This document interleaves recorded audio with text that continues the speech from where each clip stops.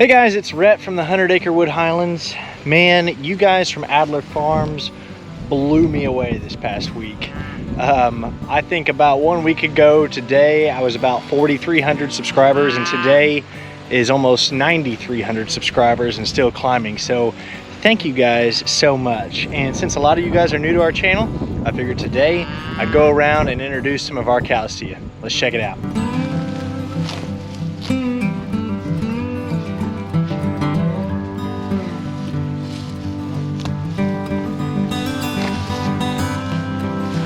This place here is where I grew up on, and our family raised commercial beef cattle. We had Angus, we had Herefords, we had Charolais, we had some black whiteface. We just had a mixed variety of beef cattle, and those were my dad's. I got to help him some with those. When I was in school, I showed pigs, I raised hamps and durocks and crosses. We had chickens, my sister showed goats, but I always liked Highland cows. And so we kind of got out of the cattle business in 2011. Didn't have cattle for several years, and I knew I wanted to get back to having some, but I didn't want just any old regular cows. I wanted something that was cool, something with some character, and I liked the Highland cows. But everybody I talked to about this breed of cattle either had negative things to say or neutral things to say about it. Nobody was really positive and said, yeah, you should go get those. I heard a lot more of, what are you gonna do with that? And you're not gonna eat those, are you? And who's gonna buy those from you? And they don't live here in this kind of climate, and just lots of stuff like that. So I had a lot of doubt about buying some, but I found somebody in Pauls Valley, Oklahoma that sold me my first 4 bred cows back at the very beginning of 2019. And number 17 here, Penny, she was one of those first 4 bred cows that we got. Penny, I thought, was awesome looking. She was about 4 years old when we bought her. Her horns were already nice and big. She had the long hair. She was one of my unregistered ones, but she was one of the very first cows we had here on the farm. And Penny, she'll take a cube out of my hand. She'll let me touch her occasionally, but she will also swing her horns at you. She'll kind of get up in your business and sometimes won't leave you alone, but just kind of like that. But she was one of my very first ones. Rosie here behind me was also one of those first 4. She's perhaps one of my biggest cows. Her and number 20, Sarah, they're probably at the top of the list for the pecking order of who's the boss cow around here. But Rosie has had some good babies. Last year, she was one of the ones that she had the calf that had fly strike that ultimately died from complications from that. But other than that one incident, she's been a good mama and a good cow to have around here on the farm.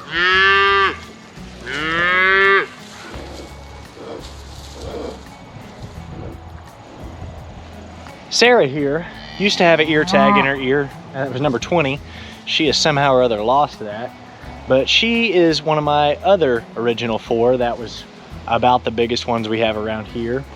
And she's another unregistered cow. She's had a few calves here on the farm. Had one this year, a little bull calf. And she's not, and we don't get too close to her either, because she definitely doesn't want you coming around too close to her babies. The last of my original 4 is number 47 here, Sansa.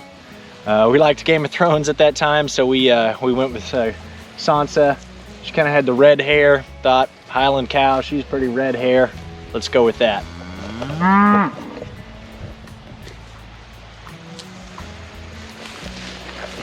Then a little while later, we purchased a bull and 2 more yellow colored unregistered cows, and this is one of them, number 22. She has had 2 white babies. The sire of both of those babies was our old bull White Walker. And you can see her heifer calf from last year. And back there in the brush,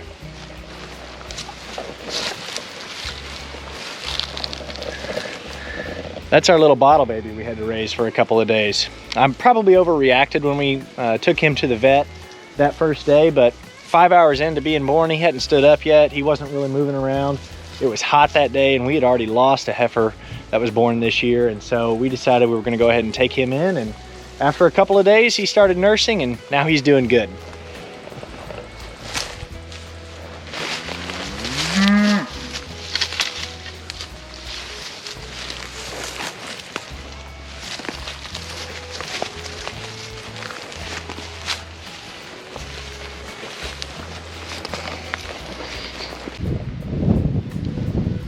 Dusty here is probably my oldest cow. We purchased her because we liked her color. This kind of color is considered dun, and being dun, she has a chance to give birth to calves of multiple different colors. So our first year, she had another calf that was very similar to her color. This year, she had a white calf, and that was the only heifer that was born this year. And I don't know what happened, but about 3 days after that calf was born, we found it dead. And so sometimes things like that happens on the farm. I wish there was something we could have done about it, but it's too late now. Here's a little bit better look at the white bottle baby that we raised for a few days before he was able to nurse, and one of our other little bull calves that will be going on to a new home before very long.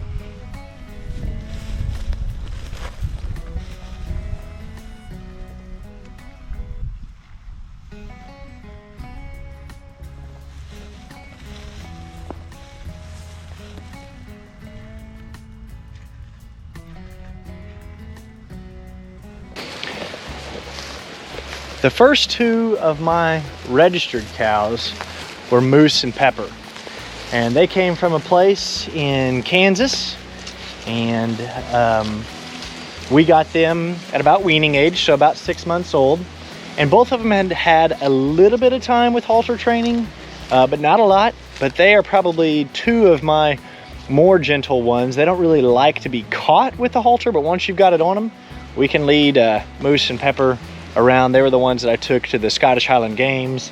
They're the ones I'm able to get up and brush, and we're excited about both of them because they are now of the right age to be bred to have calves.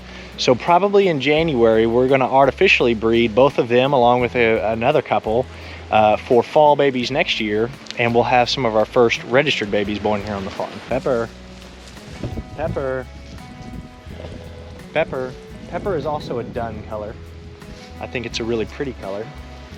She'll let me pet you. Oh yeah. Yeah, oh, she thinks I have cubes. Hey, you knock it off.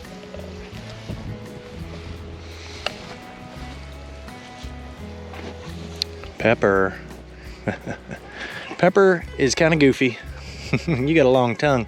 You got a long tongue.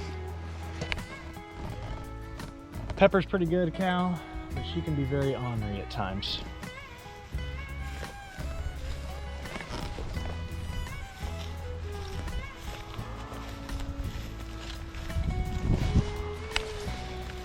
Moose was the other two of the original registered ones. Moose is a lot like her sister Pepper, where we can put the halter rope on her, we can lead her around, but she can be very ornery at times as well. Yeah. You can be ornery, can't you?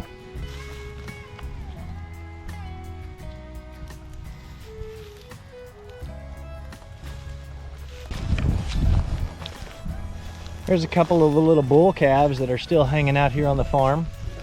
A few more months to go until they leave us.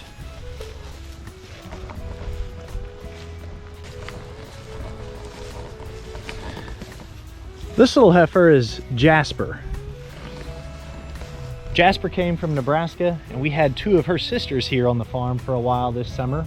We drove all the way up there, had two blowouts on the way coming home with her and the other heifers in the trailer. But Jasper's siblings were owned by the association, the South Central Highland Cattle Association, and they were sold at auction for a fundraiser for the association to support that organization. She's one of my other registered ones that before real long will be breeding to have fall babies or winter babies next year. She hasn't had near as much work as the others. If you get her in a corral where you're feeding her some cubes, she'll let you get up close to her, but she's a little timid at other times.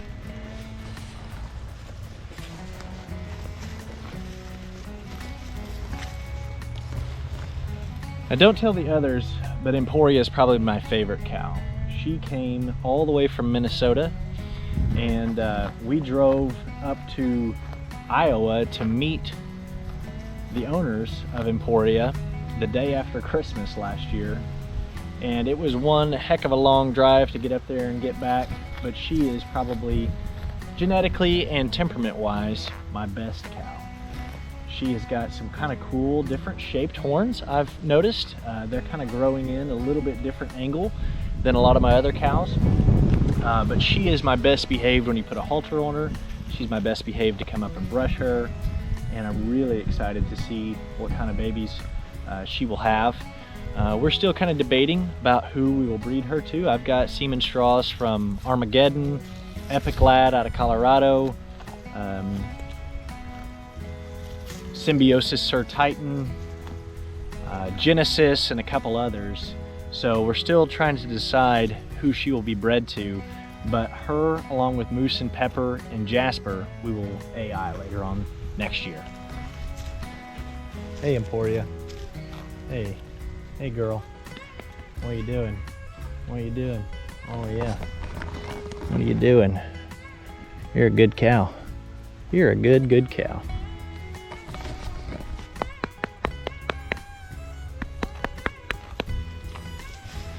My newest addition to the farm is Bernadette and her baby Hallie. I introduced her and her baby in that last video last weekend, and we drove to Fairgrove, Missouri and bought her. She is 4 years old, I believe, and just gave birth to Hallie a few months ago. She's halter trained. She's just not near as used to me yet. She's only been here on the farm and in with these other cows for a few weeks now. And so we're excited to have her because we've been trying to grow our registered numbers. And really excited about Hallie because I think she has got such a rich, dark color.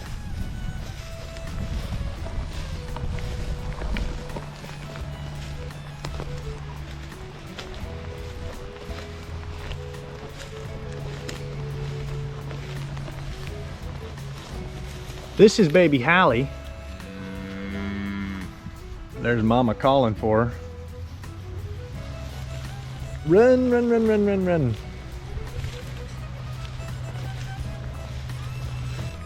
So after that initial feedback that I got where people were like, yeah, what are you gonna do with these Highland cows? You're never gonna sell them, you're never gonna eat them. I found those original 4 bred cows. They had calves, went on to sell them to find new homes. And I've been able to collect them from a few different states all around the country. I've had people come from out of state to buy calves from us because every year we have some calves born.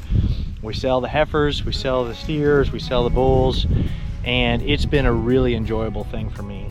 I love showing off this breed of cow. I like promoting the breed. I like educating people on their characteristics, letting people know about how just a few years ago they were on the Livestock Conservancy's watch list. And it's really neat to be a part of the associations, learn about these animals. I hope one day to be able to show some of these animals. And I love sharing them with all of you guys. I love sharing the pictures on Facebook and Instagram, and I like all the questions that you guys send to me. So you've really overwhelmed me with the questions and comments on Facebook and YouTube over the last couple of weeks. But if you're looking to raise this kind of animal, I think you should go for it. Just like every other breed of cow, they need plenty of grazing room, they need minerals, they need supplements, they need clean water, they need some care, but they are well worth the effort. So that is most of the cows here on the farm. I think we may have missed a couple of bull calves and one of the mamas that I don't see right now. And the only other one besides these right now is my bull. So you may have seen some of our other videos with Momentous. Momentous has got some great bloodlines, some great genetics. Excited to see what we'll get out of him eventually. But right now, he is at another farm about 3 miles down the road. They've got some Highlands that they wanted to be bred, and so we took him over there a few months ago, and hopefully not bringing him back until after I'm able to AI these 3 registered heifers. Once that's done, we'll bring him back and he'll be in here with the rest of the fold. Some other exciting things that we've got going around the farm is that we have some Highland embryos that we're going to try to transplant into some of my unregistered cows. So in the beginning, you know, wasn't really important for me to have registered ones.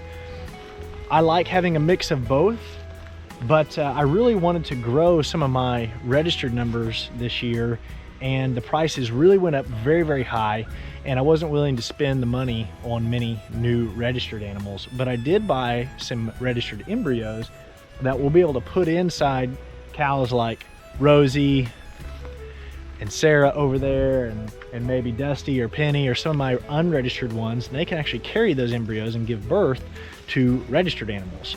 So I think we have 9 embryos from registered animals, and we're hoping for maybe a 50% success rate. Some of those embryos are sex sorted for heifers. Some of them are just, you know, not sex sorted, so we don't know exactly what we'll get.